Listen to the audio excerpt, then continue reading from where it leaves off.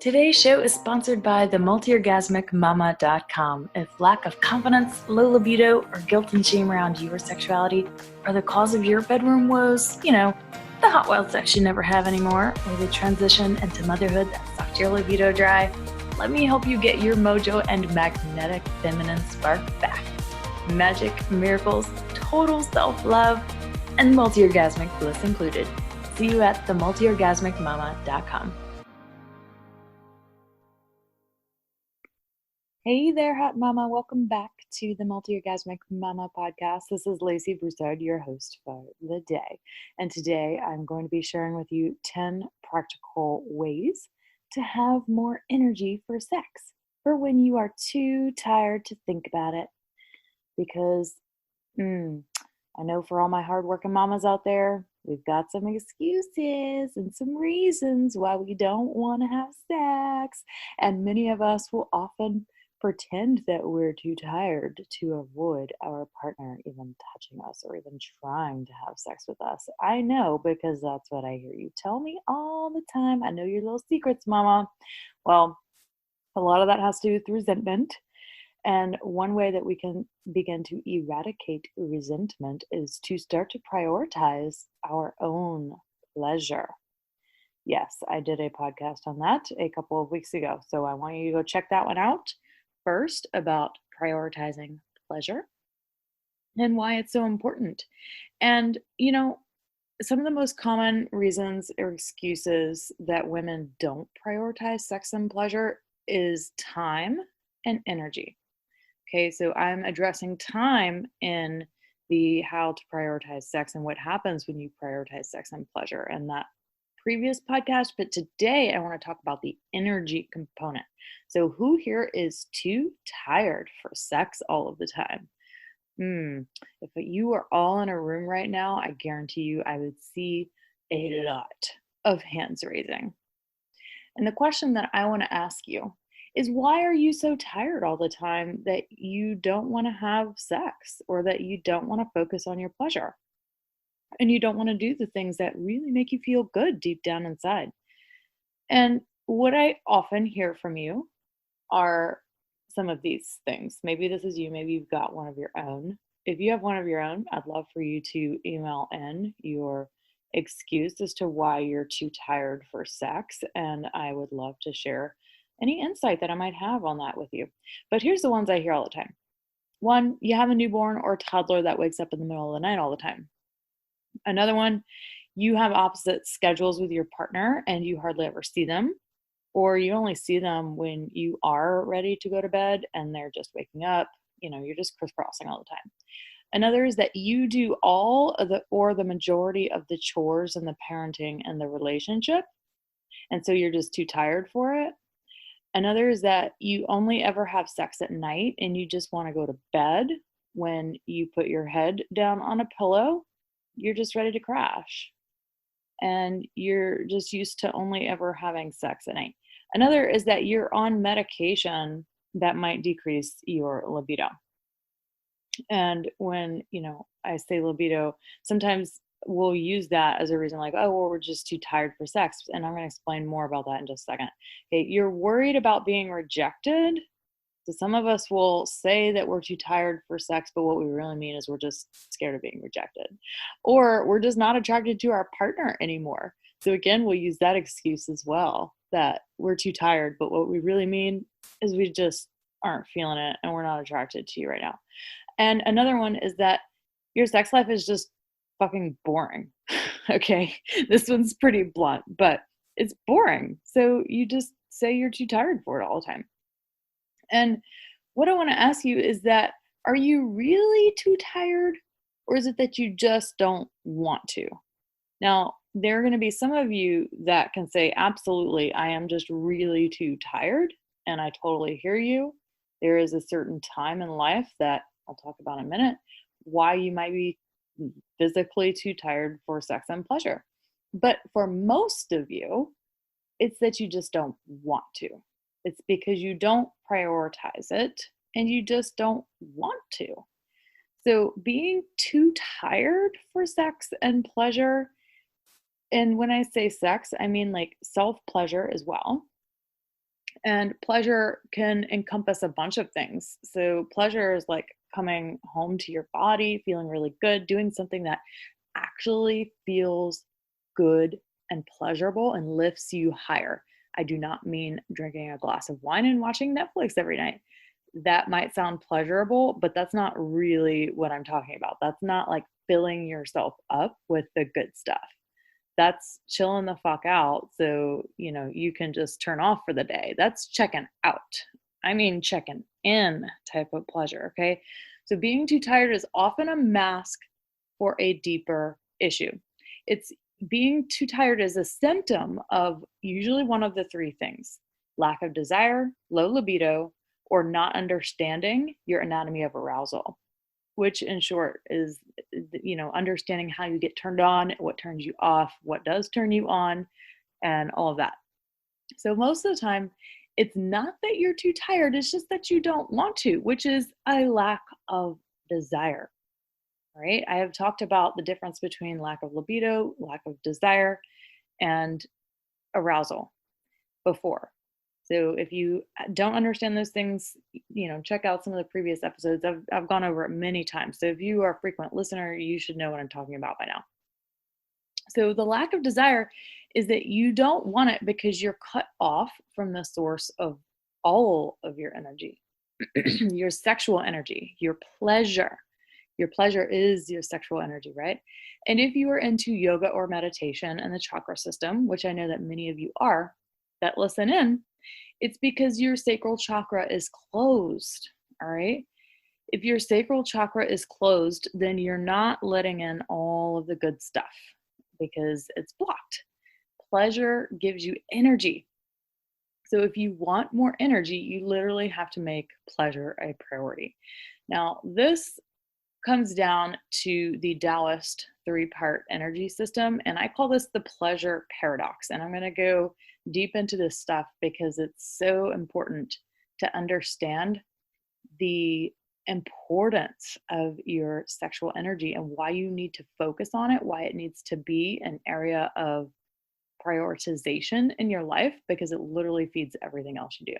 Okay, the pleasure paradox is that the more pleasure you allow yourself to have, the more energy you're going to have. So if you deprive yourself of the things that feel good and are pleasurable in life, this literally means that you are depriving yourself of energy. So if you want more energy, you have to make pleasure a priority because pleasure is the source of all energy. Now, and according to the Taoist tradition, okay, there are three energy centers, whereas the chakra system, we have seven, right? You have your root, sacral, solar plexus, heart, throat, third eye, and crown. But in the Taoist three-part energy system, the Taoists were very focused on a person's health and wellness more so than the tantrics were. The tantrics were more about spirituality and enlightenment, all that. But the Taoists really cared about a person's physical health, hence they created the entire traditional Chinese medicine system, right? Well, they also recognized that a person's sexual energy, which we call Jing, their Jing energy, is the source of a person's energy to do life and the source of a person's energy to have a spiritual awakening or to reach enlightenment or self-actualization. All right. So we have three different energy centers in the Tao system instead of seven in the chakra system. We have Jing, which is in your pelvis. That's your sexual energy. We have Qi, which is your energy to do life, your life energy, your energy to go out and about and take care of the kids, build the business, do all the things. And then you have your Shen energy, which is this spiritual energy, a connection to source, a connection to the god or the great goddess, or self-actualization. Okay, so sexual pleasure, your sexual energy, it literally fuels life. So your Jing Qi fuels your Qi, and your life, your Qi, fuels Shen, your spiritual energy, your self-actualization and awakening.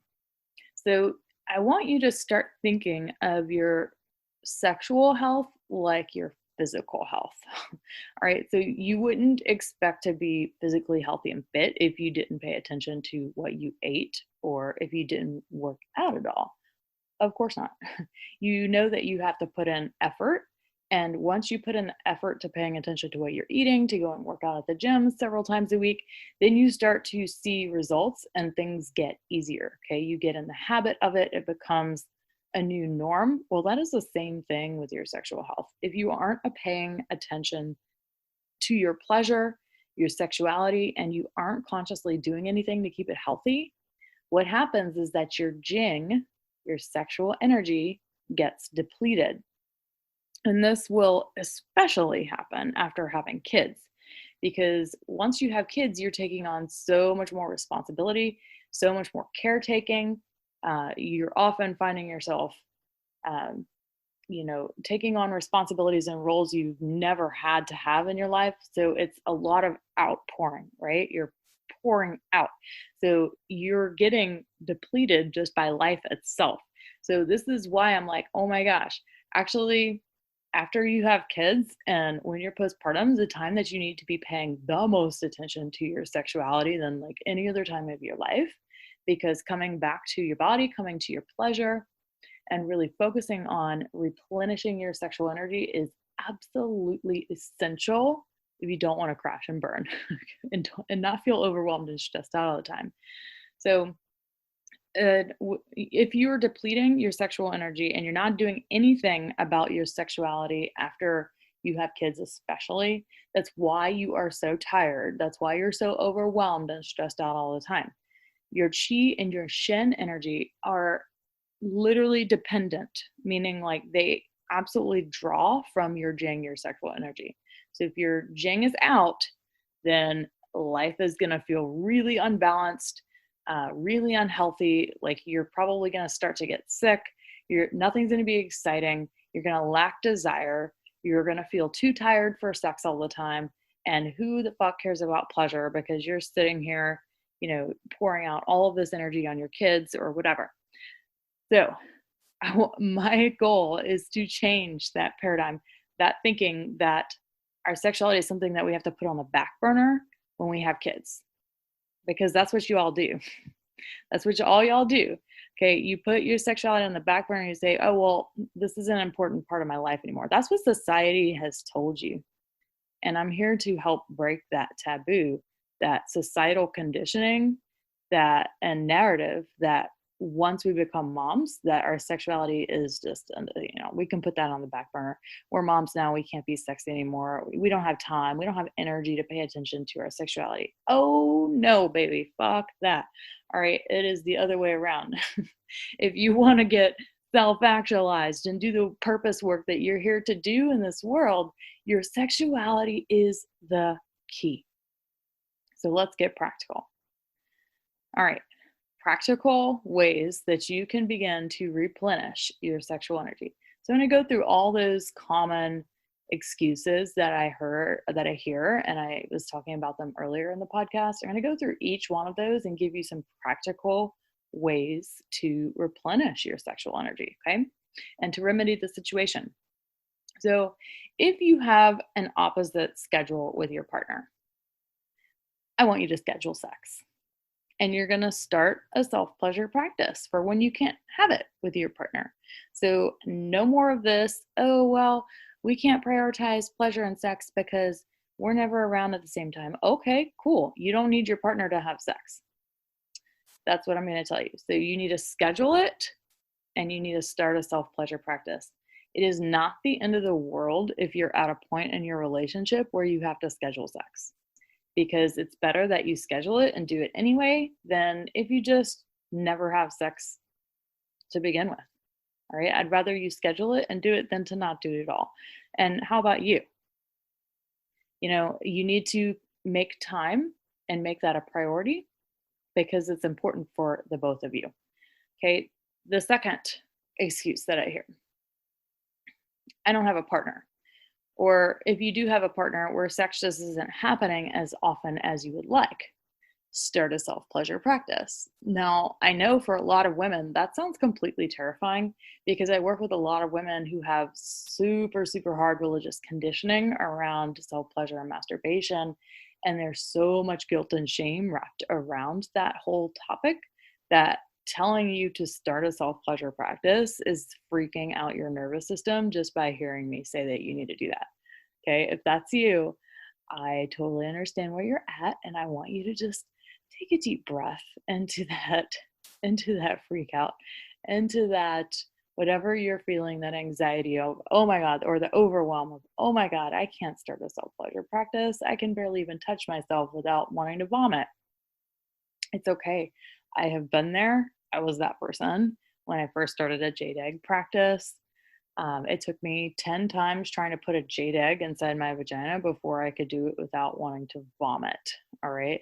I understand this isn't an easy task. So I'm going to tell you about, ways that we can help you through that at the end of the podcast. So keep listening to the end of this episode and I'll share with you a very special offer. Okay, so the next thing is for parents with little ones that wake up all of the time or that co-sleep or are touched out all the time. Is that you? I know many of you, that is absolutely a reality of being a new parent. And when you have a new baby, it's really challenging. And you actually are just too freaking tired to have sex. And that is okay. What I want you to understand is that sex is more than penis and vagina or vagina and vagina. All right.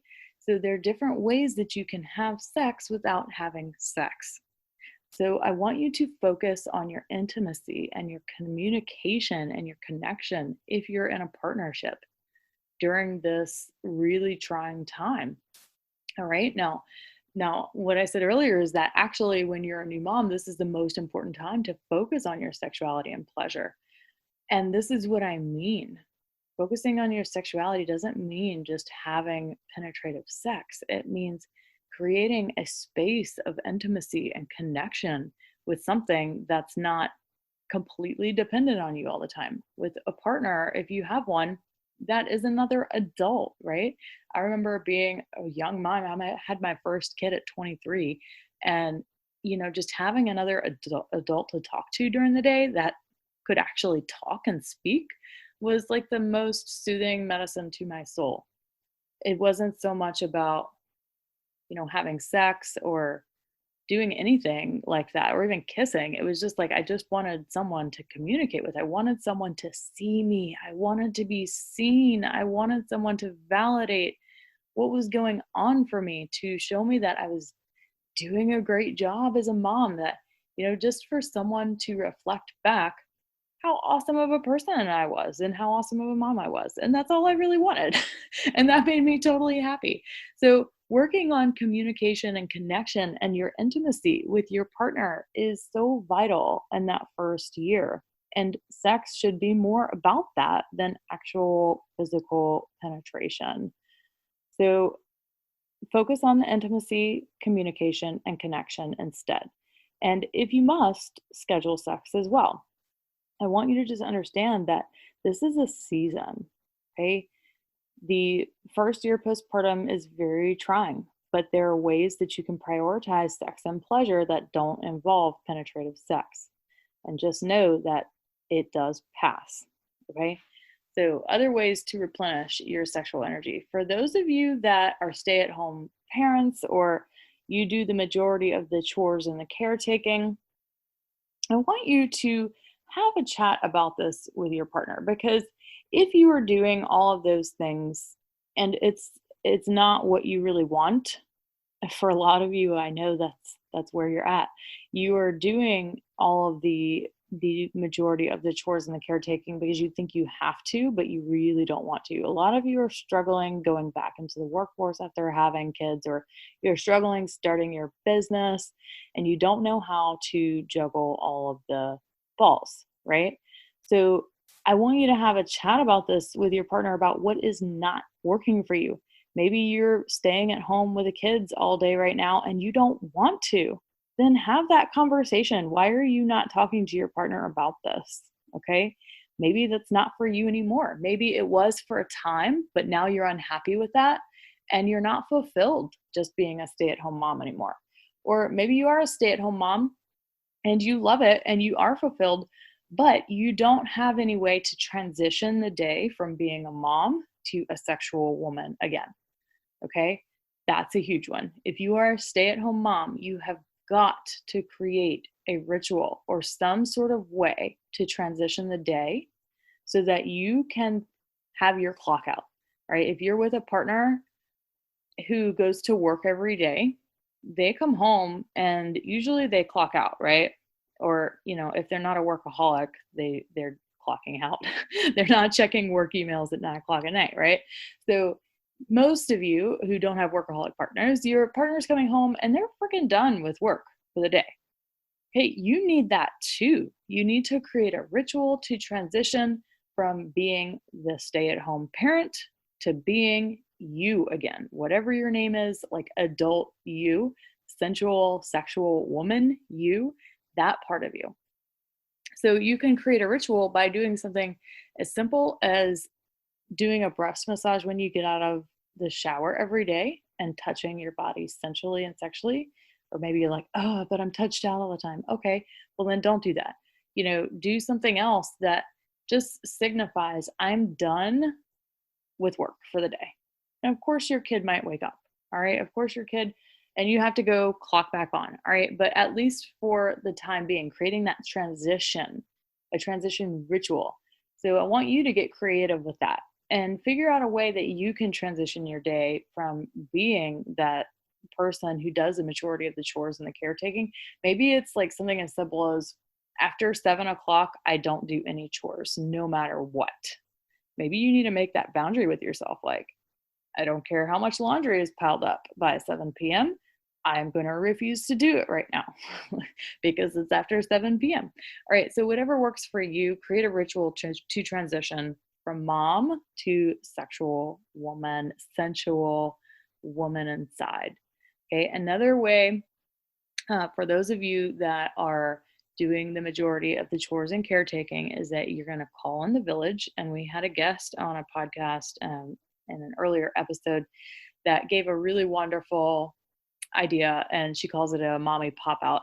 And that's just where you call in the village. All right. Maybe you have a neighbor that also is a stay at home mom, or maybe you have an elderly neighbor who adores your kids.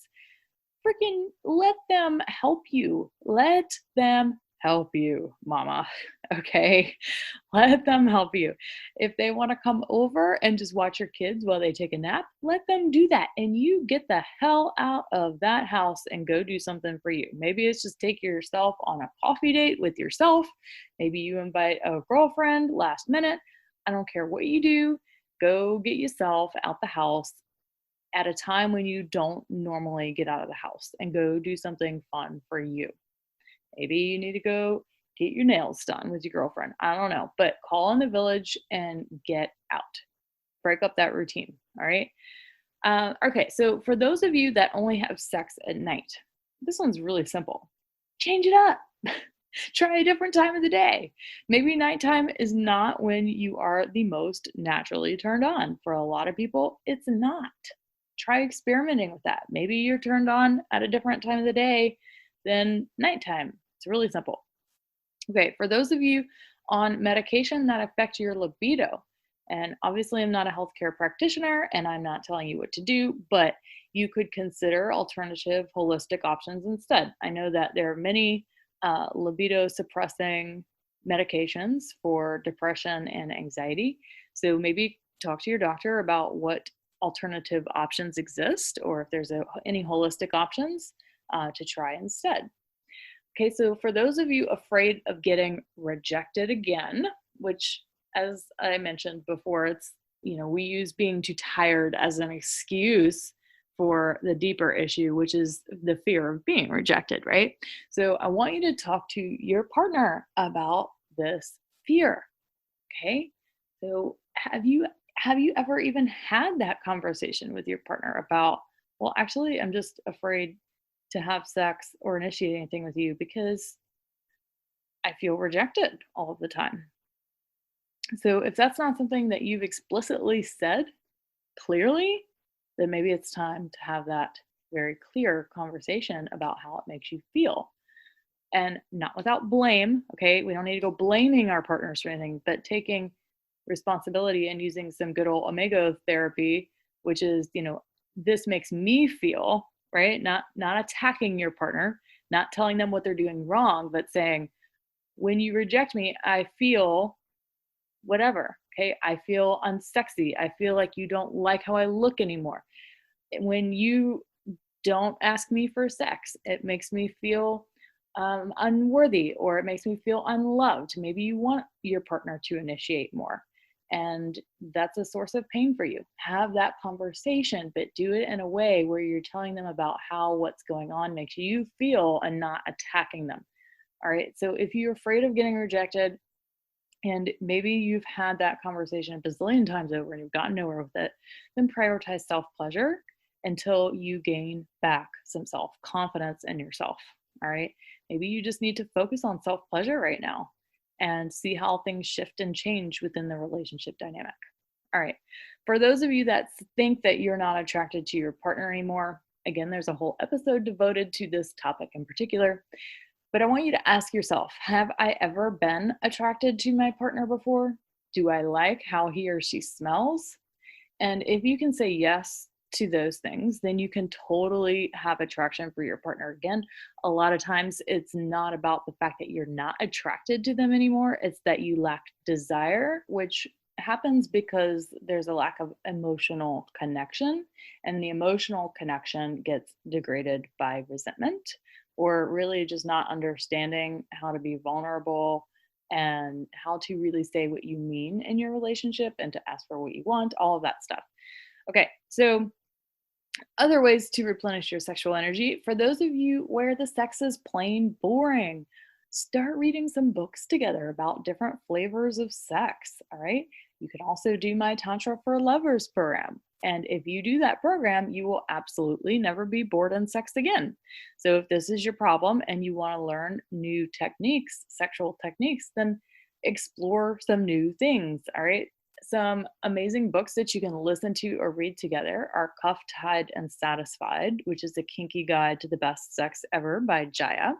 And then another book about Tantra, Urban Tantra, Sacred Sex for the 21st Century by Barbara Carellis, is an amazing book as well to learn more about Tantra.